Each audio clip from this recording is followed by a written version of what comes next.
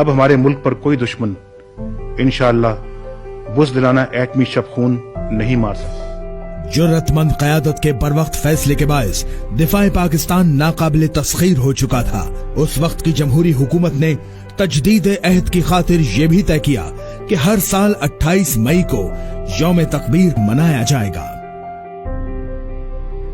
1974 میں جب پہلی مرتبہ بھارت نے ایٹمی دھماکہ کر کے خطے میں ایٹمی برتری اور روایتی اسلحے کے انبار لگانے کی مہم کا آغاز کیا تو پاکستان کے پاس بھی اپنے دفاع کے لیے تمام امکانات بروئے کار لانے کے سوا کوئی چارہ نہ رہا۔ 13 مئی 1998 میں بھارت نے راجستھان کے مقام پر پوکھران میں 5 ایٹمی دھماکے کر کے دنیا کے امن کے لیے خطرے کی گھنٹی بجا دی تو پاکستان کے سامنے اپنی سلامتی کا سوال آ کھڑا ہوا۔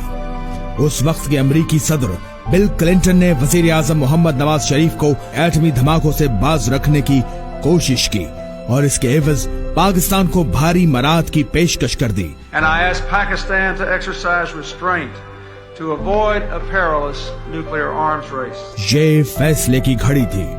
پاکستانی قیادت کو فیصلہ کرنا تھا کہ اسے دباؤ کے آگے جھک کر ہمیشہ کے لیے بھارت کی بالادستی کو برداشت کرنا ہے یا قوم کی آرزوؤں کا ساتھ دیتے ہوئے پاکستان کی سالمیت اور وقار کی حفاظت کرنا ہے۔ The United States was apparently prepared to offer some considerable incentives if Pakistan would just say no. Neither the stick of American sanctions nor the carrot of additional U.S. aid was enough to stop the nuclear tests. 28 مئی 1998 کی ایک گرم سے پہر بلوچستان کے ضلع چاغی کے پہاڑی سلسلے راسکوہ کے ایک پہاڑ قمبر کی گہرائیوں میں پاکستان نے یکے بعد دیگرے 5 ایٹمی دھماکے کر کے اپنے دفاع کو ناقابل تسخیر بنا لیا۔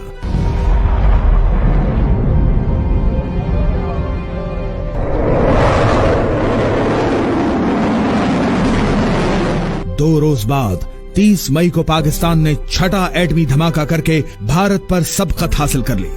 وزیر اعظم محمد نواز شریف کی